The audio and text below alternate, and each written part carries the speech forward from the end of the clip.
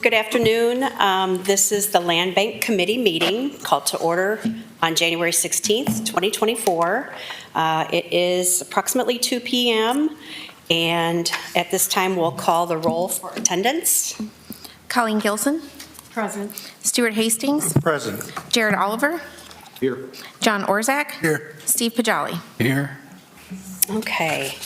I've got the agenda up on the screen. And to the best of my knowledge, I'm just going to kind of arrow up and down and so that anybody that watches this can see it.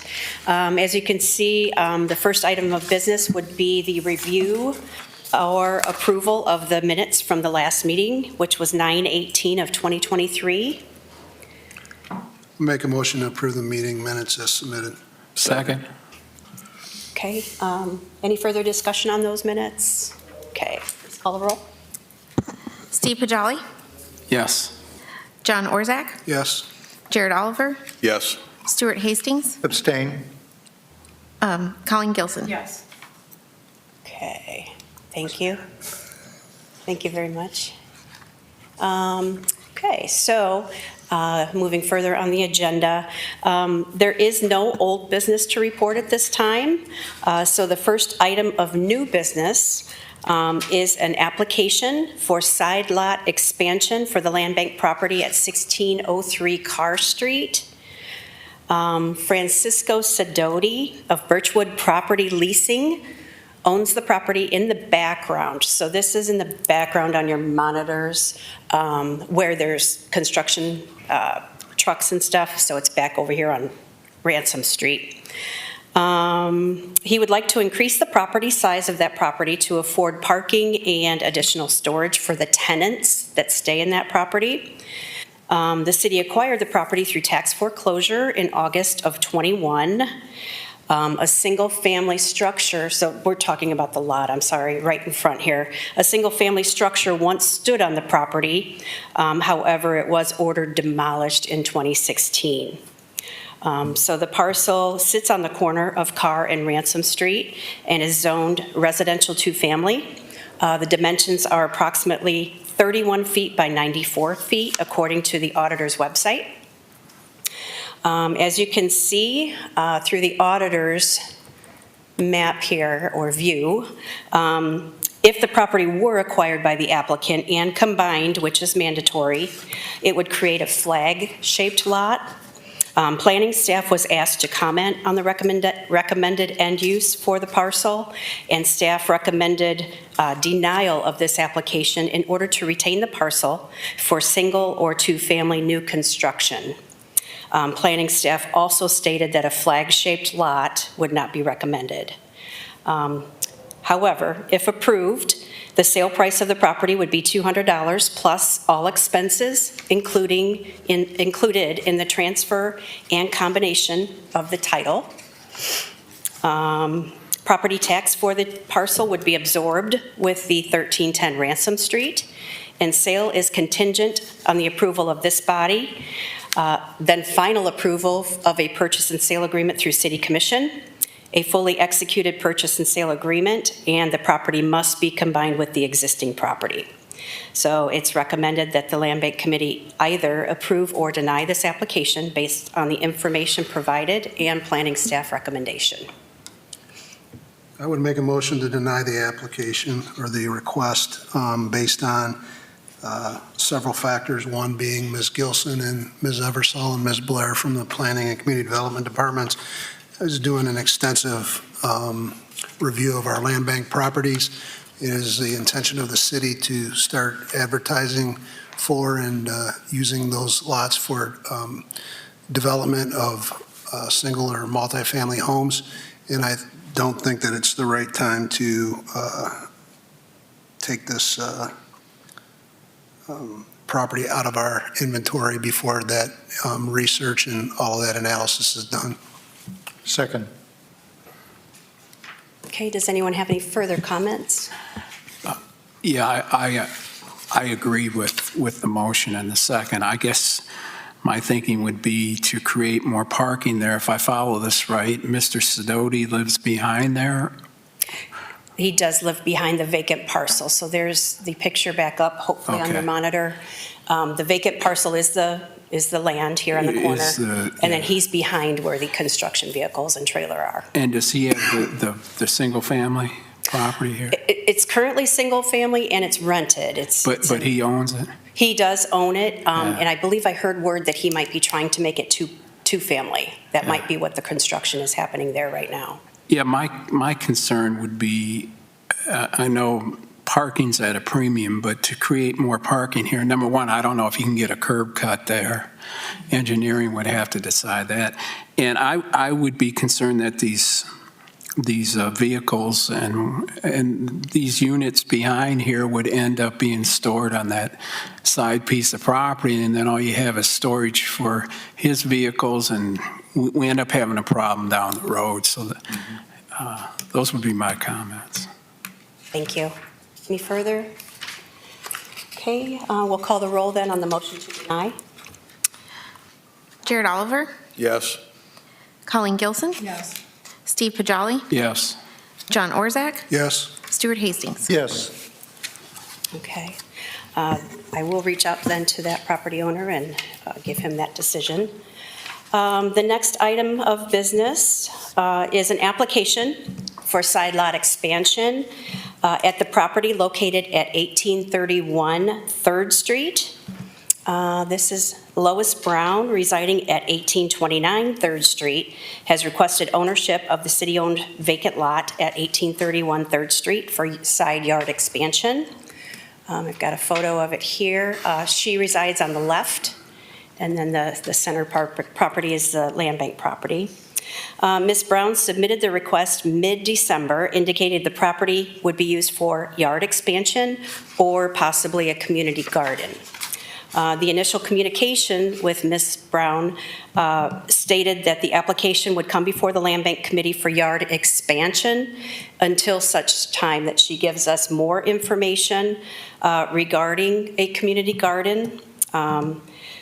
She would probably need to give us a design plan, who's going to upkeep the property. Is it going to be staffed, all year, utility supply, and financing. So right now, this is for a side lot expansion because we have no further information. The city acquired the property through tax foreclosure in June of 2019, and a demolition occurred in 2012, leaving the parcel vacant for a number of years until the city could acquire it. Let's see, the vacant parcel sits in what was or is identified as an acquisition zone. So in the past, the city did have certain areas within the city that were targeted for acquisition zones, and Third Street was one of these acquisition zones. Hopeful to see new residential development in the area. That's pretty much what those acquisition zones were meant to do, getting rid of blight and new residential development. Zoning for this parcel is R140, which is single-family residential, with lot dimensions of approximately 40 by 135. I think I already went past the auditors. So given the parcel dimensions and the fact that this area is an acquisition zone, the recommended end use for this parcel would be new residential construction. The zoning and dimensions would allow for this currently. There's no further information received regarding a community garden. Let's see. If this application is approved, the sale price of the property would be $200 plus all expenses included in transferring and combining the title. Property taxes would be absorbed to the primary parcel at 1829 3rd Street, and the sale is contingent on the land bank approval, final approval through City Commission, a fully executed purchase and sale agreement, and combination of the parcels. So at this time, it's requested that the Land Bank Committee either approve or deny this application based on the information provided. And then if the sale is approved, sale and purchase agreement and sale price would be given to City Commission for final approval. I'll move to deny based on staff recommendation that the parcel be used for new construction in the future. The zoning dimensions do allow for this, and with the city's intention to provide opportunities for those to purchase single-family homes, again, move to deny. I'll second that. Okay. Any discussion? This I've got a question for Ms. Gilson. If they were to bring back more details on the community garden, would this come back to us? Or once it's denied, it's denied?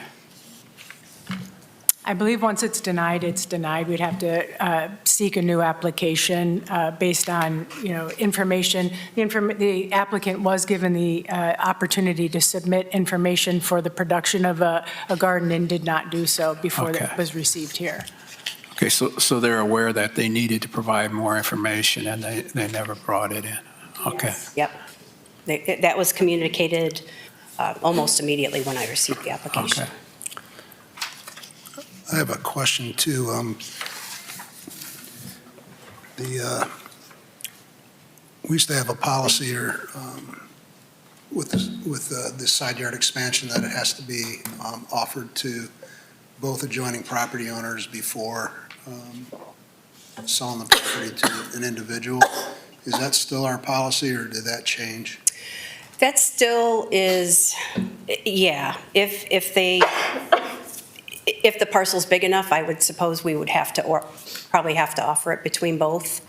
That policy is, or was the mow-to-own program, or, it was combined with the side lot expansion program. Okay. So, yeah, details in that program, yes, do provide that we ask each individual property owner.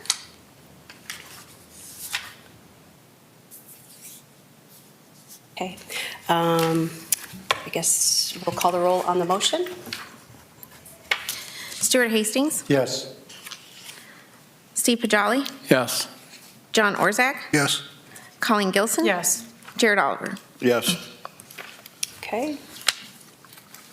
And the third item of business is acquisition of property. So each time that we have the opportunity through the prosecutor's office to acquire property, or if we know of property that the homeowners or the current property owners are not able to keep up with, they can gift of deed those properties. So we have identified 5 parcels at this time, and they are listed up here on the sheet. So let me get to where that one is. The first one being 1520 and 1522 Hayes Ave. This is probably going to be pretty big, but it's a vacant parcel. There's actually a sliver parcel and a regular lot. So the dimensions of this lot is 36 by 132, which normally a normal lot is 33 by whatever. So it's actually 2 vacant parcels, looking as if it was one. This is a result of a demolition. The property owners are no longer able to care for the property, nor have the interest or financing to rebuild on the property. This is actually a guardianship, and the attorney has contacted me asking if they could gift this deed. So here's a better look at those 2 parcels outlined in yellow. The total combined dimensions, as I stated, was 36 by 132, and the zoning is RRB, which is residential business. The Erie County Auditor has given consent, which is mandatory for us to acquire a parcel in this way. And we will market this parcel for new development if acquired. And these don't have to be voted on individually, so I'm going to go to the next parcel, is 1025 Hancock Street. This is a condemned 1-story single-family residential structure with a lot size of 33 by 138. Currently, it has 1,444 square feet of living area with 2 bedrooms and 1.5 baths. The property is currently zoned local business. And this is not a current photo of this property because this property has been significantly fire damaged. That's the reason for condemnation. The property owner is currently deceased, so it's going through probate court right now. And if this property is acquired, it will be evaluated for either rehabilitation, which we don't get many chances to do, or demolished and marketed for new development. So that would be determined by our building official, whether it is evaluated for rehabilitation or demolition. The fourth property, actually, since the first one was 2, is 402 Hendry Street. This is a vacant, non-productive parcel left as a result of a demolition. The dimensions are 33 by 102 and zoned residential 2-family. The property owner is currently delinquent on property taxes, and the cost of demolition may also be assessed to that property as well. The parcel could be acquired either into the land bank through tax foreclosure or gift of deed, whichever comes first. If acquired, the property will be marketed for new development. So there's a live photo of that one and the auditor's photo. Pretty big lot there. And then the last parcel is 1730 Putnam Street. So this is a vacant, non-productive lot left as a result of a demolition. It's a corner lot on the corner of Fillmore and Putnam. The lot size is 33 by 128, and it's zoned residential 2-family. The property owner is currently delinquent on the property taxes. The parcel could be acquired into the land bank either through tax foreclosure or gift of deed, and if acquired, the parcel would be marketed for new residential development.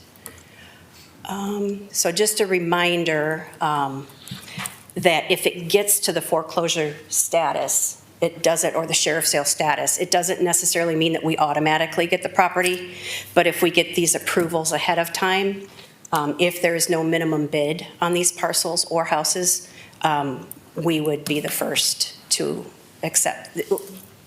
Our interest would be the accepted bid for the property.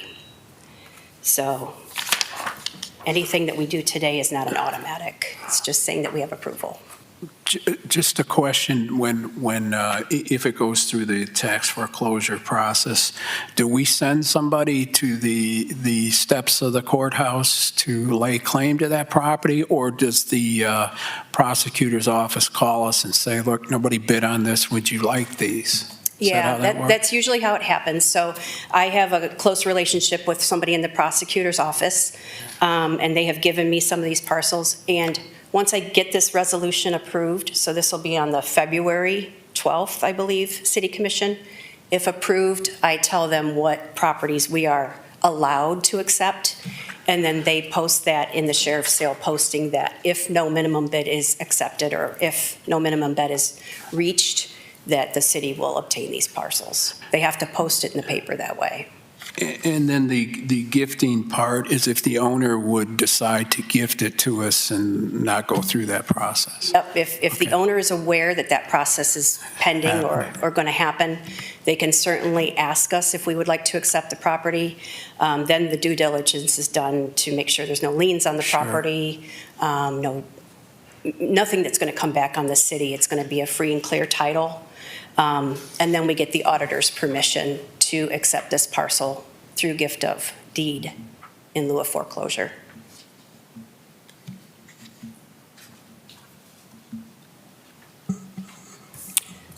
So that's all that I have for those 5 parcels at this time. We would have to, vote on the group of parcels or take some off if you don't want to. I would move to approve permission to acquire the following properties through share sale or gift of deed: 1522 Hayes Ave, 1025 Hancock Street, 402 Henry Street, and 1730 Putnam Street. Second. Okay, any other comments? Or I do want to just clarify that it's 1520 and 1522, so there's 2 parcel numbers for the Hayes Ave property, but everything should be good then. We'll call the roll then on the motion. Colleen Gilson, Yes. Jared Oliver, Yes. Steve Pajali, Yes. Stuart Hastings, Yes. John Orzak. Yes. Okay, I will present this then probably at the February 12th City Commission meeting, hoping to get approval. Thank you. I have nothing further at this time unless anybody else has a discussion or comments. Just, and I probably should have mentioned it, just a comment on 1520 and 1522 Hayes Ave. I think that falls within the hospital had a plan for that area, the Garden District, I think they called it. If we acquire it, that may be a way to approach them and see if they'd have any interest on that property. Perfect. Thank you. Make a motion to adjourn. Second?